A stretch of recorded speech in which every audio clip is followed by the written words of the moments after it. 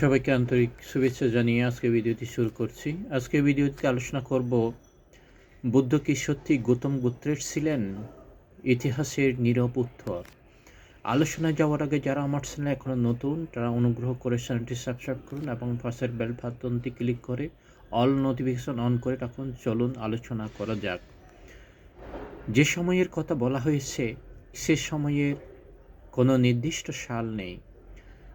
তখন ইতিহাস লেখা হতো না, শোনা হতো। আগুনের চারপাশে বসে, গাছের ছায়ায়, রাজসভায় কিংবা আশ্রমের নিঃশব্দ দুপুরের কাহিনী জন্ম নিত। বনের গভীরে, যেখানে মানব পদচিহ্ন কম আর পাখির ডাক বেশি, সেখানে একথা বাস করতেন ঋষি গৌতম তাপস। তিনি ব্রাহ্মণ, কিন্তু লোকমুখে তিনি পরিচিত ছিলেন অন্যভাবে। তিনি নাকি দেবতাদের সঙ্গেও কথা বলতেন না, কেবল নিজের অন্তরে সঙ্গে কথা বলতেন। একদিন গভীর তপস্যায় নিমগ্ন অবস্থায় তার বীর্য ভূমিতে পতিত হয়। ভূমি তাকে প্রত্যাখ্যান করেননি। মাটি সেই বীজ ধারণ করল। দিনের পর দিন সূর্য তার উপর তাপ ঢালল, ঋতু বদলালো, বৃষ্টি এলো, আবার রোদ উঠল। অবশেষে একদিন সেই দিম্য সূর্যতাপে পেতে গেল। সেখান থেকে জন্ম নিল এক শিশু। তার নাম রাখা হলো ইক্ষ্বাকু। এই কাহিনী প্রথমে কেবল আশ্রমের মধ্যে সীমাবদ্ধ ছিল, কিন্তু কাহিনীর একটি স্বভাব আছে, সে থেমে থাকতে পারে না। ধীরে ধীরে এই গল্প রাজাদের কানে পৌঁছে গেল। রাজারা বললেন, এই কাহিনীর মধ্যে এক অদ্ভুত শক্তি আছে, কারণ এই কাহিনী বললেই বলা যায় আমরা দেবতার সন্তান নই, কিন্তু ঋষির সন্তান। আমরা রাজা, কিন্তু ব্রাহ্মণের গর্ভজাত। এই দুটো পরিচয়ই ভবিষ্যতের সাক্ষ্যদের আত্মপরিচয়ের ভিত্তি হয়ে দাঁড়ালো। ইক্ষ্বাকু বড় হলেন। তিনি শুধু শক্তিশালী নন, বিচক্ষণও ছিলেন। রাজত্ব গড়ে উঠল, তার বংশ বিস্তার করল। সময়ের সঙ্গে সঙ্গে সেই বংশ পরিচিত হলো ইক্ষ্বাকু বংশ নামে। এই বংশ থেকেই এক সময় জন্ম নিল শাক্যরা। শাক্যরা নিজেদের বলতো ক্ষত্রিয়, তাদের হাতে ছিল অস্ত্র, তাদের দায়িত্ব ছিল শাসন। কিন্তু একই সঙ্গে তারা জোর দিয়ে বলতো তারা গৌতম গোত্রের। এই দাবি নিছক ধর্মীয় ছিল না, ছিল সামাজিক ও রাজনৈতিক। গৌতম গোত্র তখন উৎস বংশ বলে গণ্য হতো, ঠিক যেমন মোদগলায়ন, কাচ্চায়ন কিংবা বাসেট্ঠ গোত্র। গোত্র মানেই তখন শুধু নাম নয়, গোত্র মানেই মর্যাদা। গোত্র মানে কার সঙ্গে বসা যাবে, কার সঙ্গে বিয়ে হবে, কে কার কাছ থেকে শিক্ষা নিতে পারবে। শাক্যরা তাই নিজেদের অবস্থান দৃঢ় করতে গৌতম ঋষির কাহিনীকে আঁকড়ে ধরল। এই শাক্য বংশের জন্ম নিল এক শিশু সিদ্ধার্থ।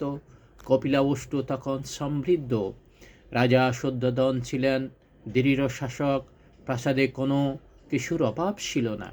কিন্তু শিশুটির জন্মের দিন থেকেই এক অদ্ভুত কথা ছড়িয়ে পড়ে। এই শিশু সাধারণ নয়। ব্রাহ্মণরা এসে লক্ষণ বিচার করলেন। কেউ বললেন এই শিশু মহারাজ হবে, কেউ বললেন এই শিশু সংসার ত্যাগ করবে, কিন্তু কেউই প্রশ্ন করলেন না সে কোন গোত্রের। কারণ উত্তর জানা ছিল, সে গৌতম গোত্রের শাক্য ক্ষত্রিয়।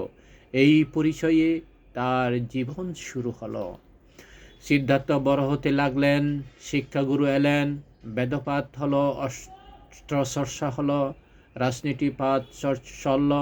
কিন্তু তার মনে এক অদ্ভুত প্রশ্ন জন্ম নিতে লাগলো।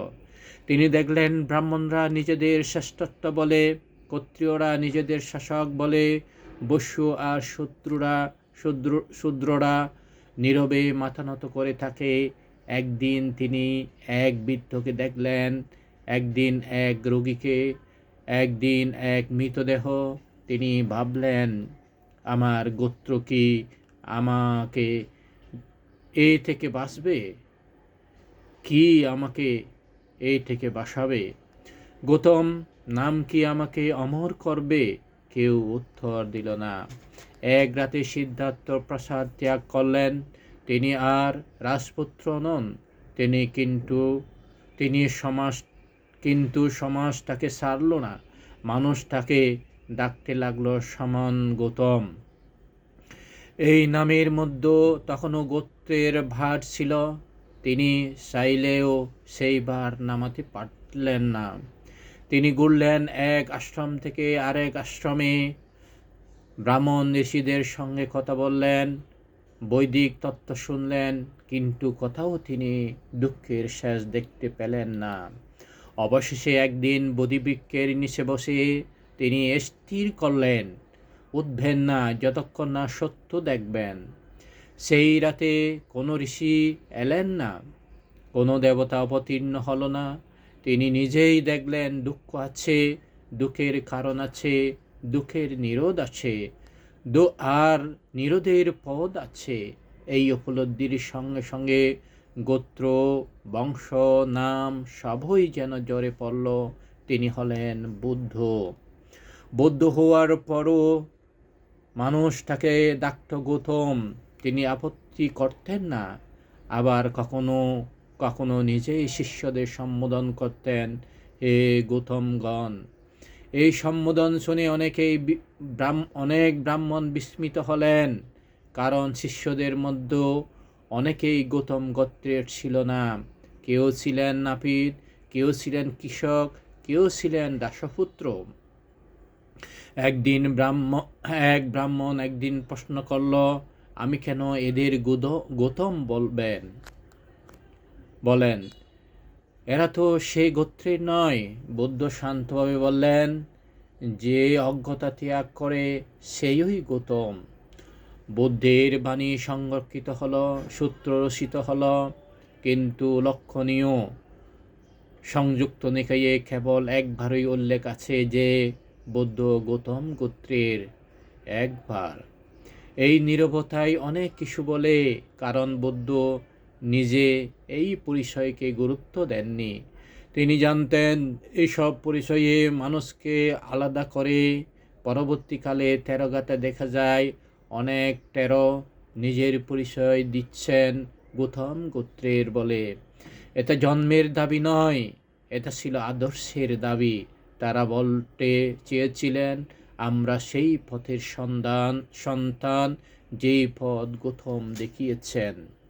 শাক্য বংশ একদিন ধ্বংস হল, কপিলাবস্তু পড়ল, রাজারা হারালেন ক্ষমতা, কিন্তু গৌতম নাম রয়েই গেল।